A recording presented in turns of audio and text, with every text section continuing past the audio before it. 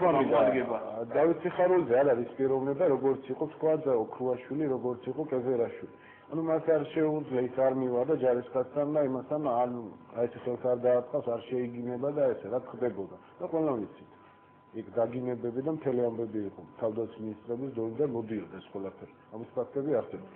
ამიტომაც ეხება დაჭერ ხელისუფლებას ისეთ პიროვნება, რომელიც ერთგვარი ამ ფუნქციას შეასრულებს. სიხარულიძე ამ ფუნქციას არ შეასრულებს. ამდენად წარადგება საქმეს ეს არის. ერთხელ რო არ გამოადგა სხვა საქმე ამდენად წარადგება. როდესაც არ აგებული ანუ საკადრო, იმიტომ ამბობ, თავად ჩვენ პრობლემა არის საკადრო. ეს მარტო არმიას არ ეხება, ეს პოლიტიკას ყველგან ნებისმიერ სტრუქტურას ეხება. როდესაც იქ არის იმაზე აგებული გინებით, ხელისდაწმით და არაპროფესიონალიზმზე და მლიქნელობაზე ხანდახან გადადის ეს ყველაფერი. იქ გამარჯვებას და რაღაც მომავალზე ფიქრი ძნელია. აი მასია საქმე. და მით უმეტეს ეს არმიაში, როდესაც ოფიცრის ღირსება ილახება, ეს ოფიცერი, როდესაც ამ შეაგინება რაღაც მოხდება, თავს ჩაქიმწავს, ის ბრძოლაში აღარ გამოჩნდება. რაც სამწუხაროდ ჩვენ ნახეთ რა. აი ეს ფაქტორი, ოფიცრის ღირსებას რომელიც თავდაცვის სამინისტროში წასვლა. ალბათ შინაგან საქმეთა სამინისტროს ხელმძღვანელობა სჭირდებოდა თავის კადრი თავდაცვის სამინისტროში. კარგი, ეს ადამიანად ვინ იყო ყველაზე თითოეული თქვენთაგანისთვის გამორჩეული ადამიანი წელს? აი ეს ერთი კონკრეტული ადამიანი, ვინც გამოიკვეთა ელისა ჩაფიძე იყოს დასახელების უფლება. ჩვენთვის წლის ადამიანები არიან რა თქმა უნდა ის ადამიანები, ვინც დაასახელეს, მაგრამ ჩვენს რაღაც უცნაური ტრადიცია გვაქვს, სამ წლის ადამიანებად ასახელებენ ისეთ ხალხს, ვისაც უნდა ვასიამოვნოთ რაღაცა და მე რამეში უნდა გამოგვადგეს. გიგაჩი არა რა თქმა უნდა შედეგი არის შედეგზე ორიენტირებული როგორც ჟურნალისტისთვის წლის ადამიანები არიან გიგა ჩიხლაძე, საშა კლინჩუკი, თემურ კიღურაძე, რომელიც საბედნიეროდ გადარჩა ეს ყველამ ვიცით და პოლკოვნიკი მინდორაშვილი, რომელიც დაიღუპა გმირულად სხვა ადამიანების გადასარჩენად და ყველა ის ჯარისკაცი, რომელიც შეეწირა იმას, რომ დღეს ჩვენ ცოცხლები ვართ. მინდა რომ აი ამ წლის ადამიანები იყვნენ ეს ადამიანები ჩემთვის პირადად თუ გაიზიარებ ჩემს მოსაზრებას ძალიან მადლიერია. იან თაძესთვის ვინ არის პლიზ?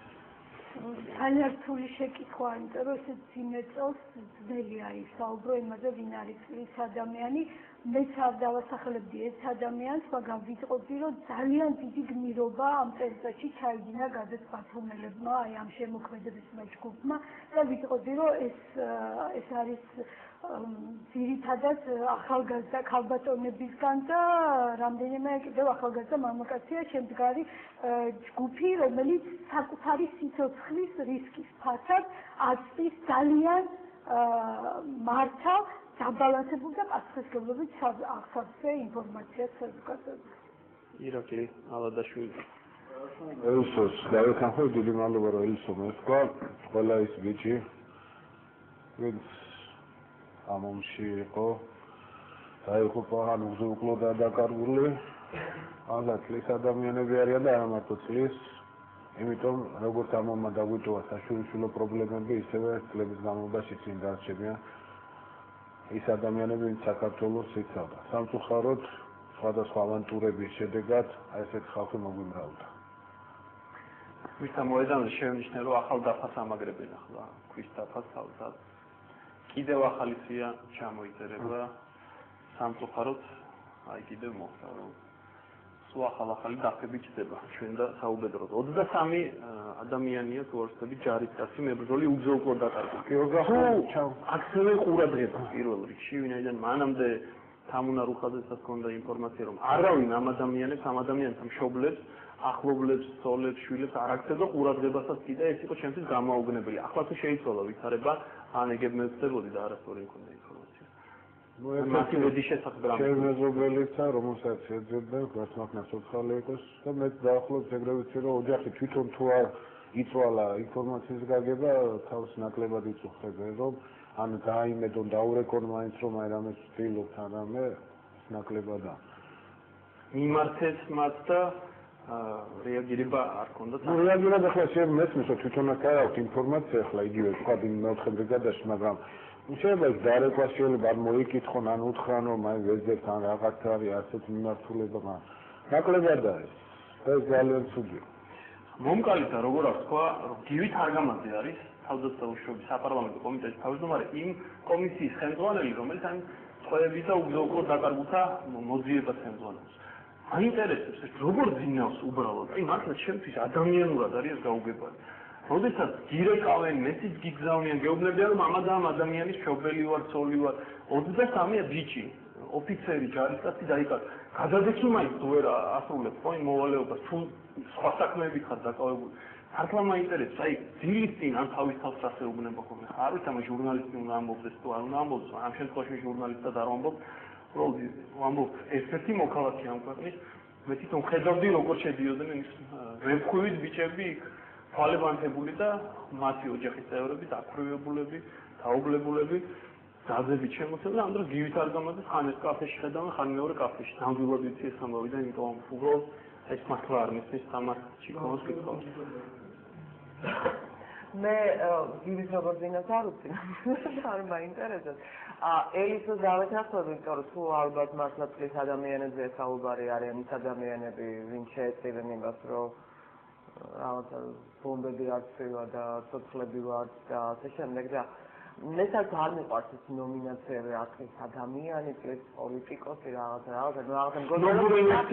ცოტა მგონია რომ ხელოვნურია, მაგრამ მაინც მის უმეტეს ახანავად არის ქალბატონი ნანა ლეჟავა. მე ვიტყოდი რომ ჩემთვის წლის რეპორტორი არის ნანა ლეჟავა, რომელიც ამას არის ქალბატონო ამას არის.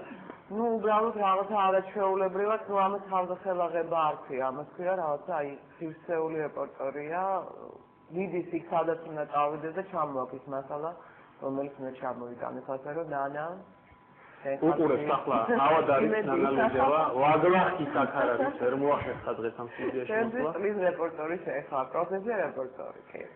თამარ უხაძე რა ფიქრობს? თამას ვეთო. მაგრამ წინა გამოსწრებ. ეს ვერ დავამატებ თუ არ თქვა, სადღიგებაში როგორც ამბობ. ვეთანხმები რა თქმა უნდა ელისებს. და მინდა ამ საუბარში ერთი დამემატებინა მხოლოდ რომ გარდა იმისა რომ ახალი დაფები გაჩნდა, გარდა იმისა რომ უგზო-უკვლოდ დაკარგულები არიან, იყო ეს ძალიან ცუდი ტენდენცია, რასაც ჩვენ წავაწყდით და ალბათ ყველა თქვენსაც იყო ნათელი. რომ ომიდან დაბრუნებული ძალიან ბევრი ოფიცერი და ჯარისკაცი აღმოჩნდა ციხეში. აღმოჩნდა ციხეში როგორც დეზერტირი. მიუხედავად იმისა, რომ ამ ხალხს დეზერტირობა მართლა არ ჩაუდენია და ბრძოლის ვაიდან არ გამოგცეულა. მე არ ვიცი რა იყო საბოლოოდ ამის მიზეზი, რატო აღმოჩნდნენ ისინი ციხეში, ყოველ შემთხვევაში ეს ხალხი დეზერტირები არ ყოფილან. და არც მე ვერ წარმომიდგენია, როგორ უნდა გააგრძელონ იმ სამხედროებმა სამხედრო სამსახური. ამ პირობებში, რა პირობებშიც დღეს ისინი არიან. და მათგან შევხვდით, რომელმაც თქვა, რომ მართლა არანაირი სურვილი არ აქვს დღეს რომ დაბრუნდნენ ქართულ ჯარში. იმიტომ რომ არიან საოცრად იმედგაცრუებულები და გულმასკენები. და მე მინდა უბრალოდ თქვა, რომ იმ ხალხის გარდა, ვინც ცოცხალი ვერ დაბრუნდა ომიდან ან დაიკარგა, ხო? ისინიც არიან წლის ადამიანები, ვინც დაბრუნდნენ და ვინც მართლა ძალიან დიდ ტკივილს ატარებს იმ ომის შემდეგ ეს ბიჭები. რაც შეეხება წლის ადამიანს პირდაპირ ესე შეიძლება ძალიან ძნელია ერთი ადამიანის გამოყოფა, მე უბრალოდ მინდა ვთქვა, რომ 2008 წლის განმავლობაში, ან წლის განმავლობაში ჩემთვის პირადად ყველაზე აქტიური ადამიანი ვინც იყო და ყოველ შემთხვევაში მე ხედავდი, რომ ყველაზე მეტი მცდელობა ჰქონდა ამ ადამიანს, რომ რაღაცა შეეცვალა, ეს იყო სახალხო დამცველი. ნამდვილად და ვიტყოდი, რომ ძალიან ბევრი თემა დღესაც იქნებოდა დამალული და დაფარული, რომ არა საზარშუბარი. საუბრობთ. და რომ არა მისი ძალიან ბევრი გამოსვლა. შეიძლება ეს ჟურნალისტური კუთხიდან ვუყურებ მე ამ ყველაფერს, მაგრამ მე ჟურნალისტური კუთხიდან ვუყურებ ამას როგორც ვთქვათ თემებს, როგორც ამბებს, როგორც ისტორიებს, რომელიც შეუძლია სხვაგან იმალება, მაგრამ აი სწორედ სახალხო დამცველის აპარატიდან მოდის ძალიან ბევრი თემა, იმიტომ რომ წყარო ინფორმაციის, ასე ვთქვათ, დღეს ჟურნალისტებისთვის, ვისაც სურვილი აქვს, ერთ-ერთი საუკეთესო წყარო არის სახალხო დამცველის აპარატი. შეიძლება პოლიტიკოსი გახდეს